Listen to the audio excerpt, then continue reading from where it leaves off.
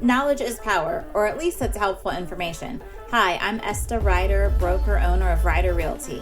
I want to share my knowledge of almost 20 years as a realtor to teach you some very helpful information every buyer and seller might want to know. Aimed with this information, you should feel more comfortable in the process, have some of your questions answered in advance, and be ready to find your agent and successfully buy or sell a home.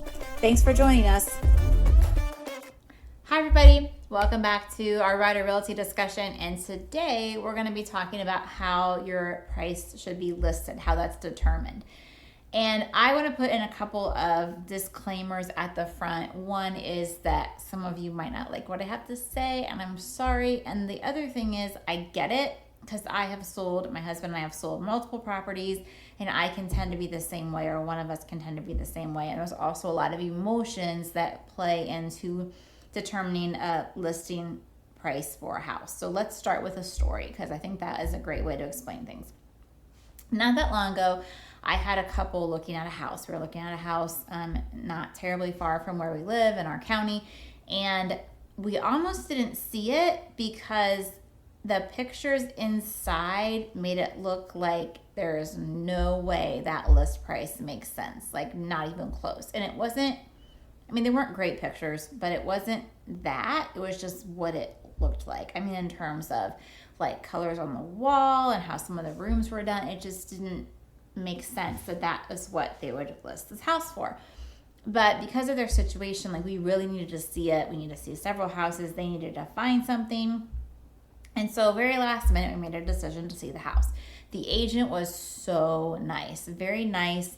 And she said, I am allowed to tell you this, the seller will only go off of their price like $2,000. And I'm like, okay. And then we are discussing, the house and what improvements they've done. And I said, I saw what they bought it for, at this time, whatever. And she literally is telling me, I know it's priced too high, like way too high, but this is what they wanted to sell it for. So what happened, and I don't know if it was maybe the seller kind of had a domineering personality, and she was more timid, or if she was assertive and they just didn't listen and essentially they won. But it was listed higher than even their own agent thought it should be. And so I told my buyers, like, this is where they're at. I'm supposed to tell you this. She was supposed to disclose it. And we went through it with hopes that it would really be worth that. The market, is pretty crazy, and things are selling well. And this was probably a month or so ago,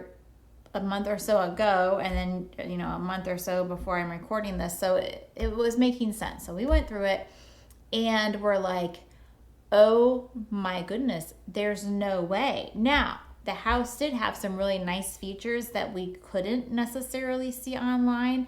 Some things with a basement, some things with a yard, where the house sat on the lot and little cul-de-sac, but there were some nice things for sure. But there is no way that price was justified, and it was vacant. So the people had their house priced too high. They weren't living there, so they had extra expenses, I'm sure. I don't know where they were living, but they had that. It was just sitting there, and they were not negotiable because they somehow got this idea in their head that it was worth X amount. The worst part of that is that not only did that house not sell, but I saw recently that they released that listing. So now it's off the market. I don't know what they're doing. I don't know if they're going to go with another realtor. I don't know if they're going to rent it, but the house didn't sell. Not because it wasn't a great house. It was fine. But because it was priced somewhere that just didn't make sense. Even in a hot market, it was not going to sell. So what I want to do today is talk to you about what determines price and what doesn't determine price. And what doesn't determine price is what we want for the house. And listen, this is where I get you. We've sold houses. The last one we sold out of state was like really, really emotional. I liked it, but I also wanted to sell it, and we knew someone was getting a good deal, and the market was shifting a little bit, and it was like, no, this is what we want to have.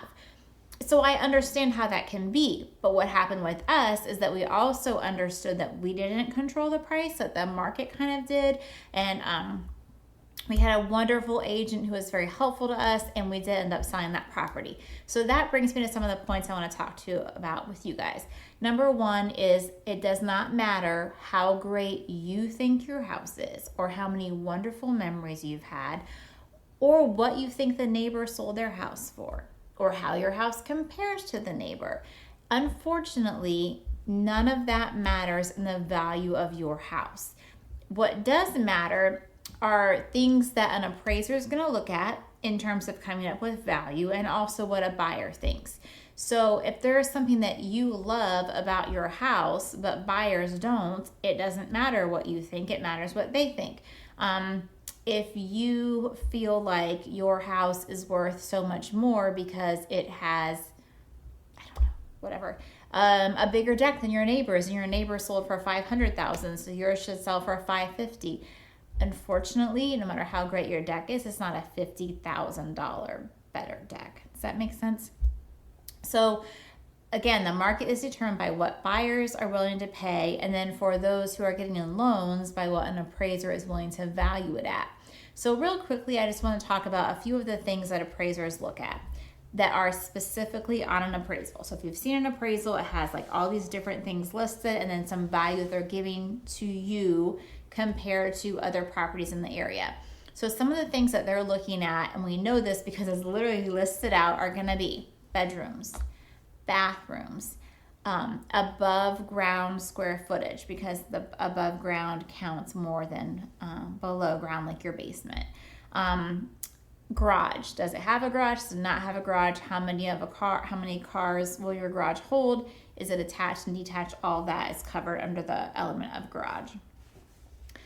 Location, where is it located to other comps? So in other words, if you have a house on 123 Main Street on one end of the county, they're not going to compare it to a house on 123 Main Street on the other end of the county.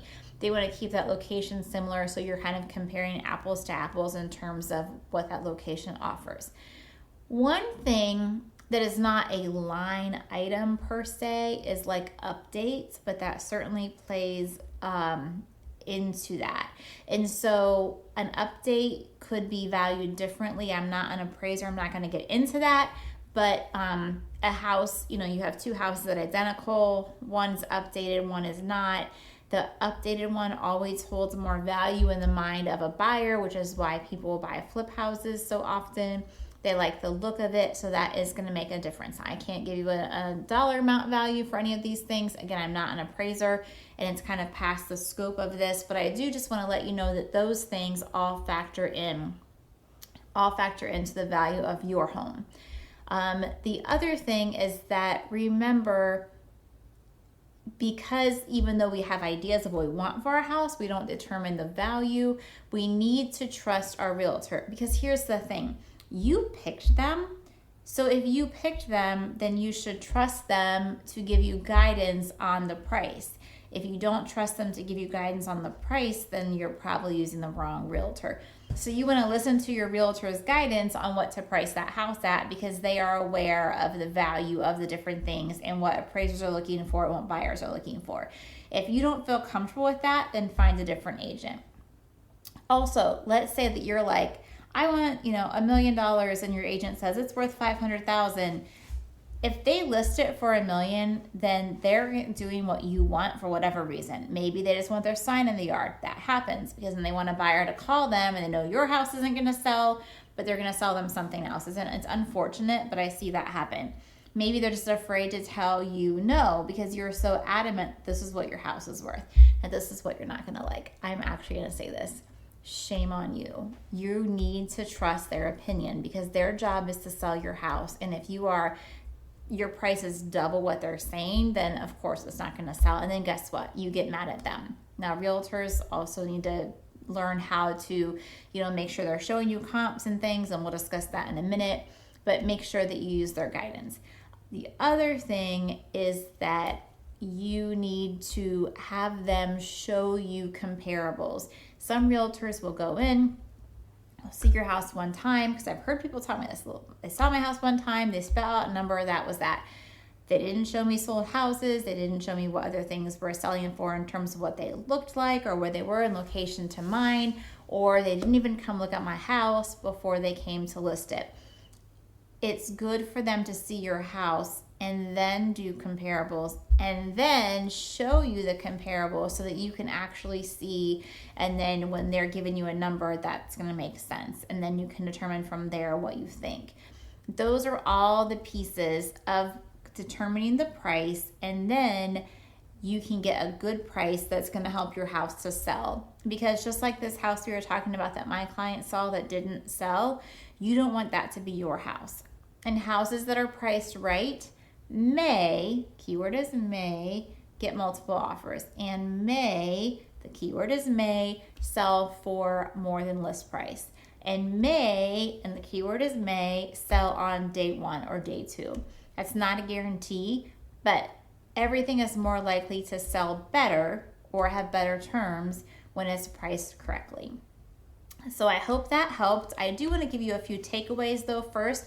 The first takeaway is if you don't trust your realtor's opinion of value, you need to find another realtor because you're just not going to work together. Now, I'm not saying go find someone who tells you what you want to hear. I'm saying if you feel like they're not giving you good information, then you should look at their information, see if it makes sense whether you like it or not, but don't list with somebody that you feel like they're giving you wrong information and then you're just mad at them the entire time. That makes no sense. The other thing is they're the professional, so trust them. If you don't trust them, like I just said, find somebody else. And the final thing is just remember that it doesn't matter what you want for your house. It matters what the market says it's worth. And when you're looking at those comparables that are printed out, now it's making sense. Like, oh, okay, I can see how they got this price. Oh, okay, well, this makes sense. And so by having that printout and being able to look at those, you can know how your house is priced. Let it be factual opinion based on the data of the homes and not what you perceive you want. And those are all of my tips for you. And I hope you have a great day, and I can't wait to give you more information next week. Have more questions after today's episode? Please reach out. You can find our information in the show notes. You can also follow us on Instagram and Facebook. Have a blessed day.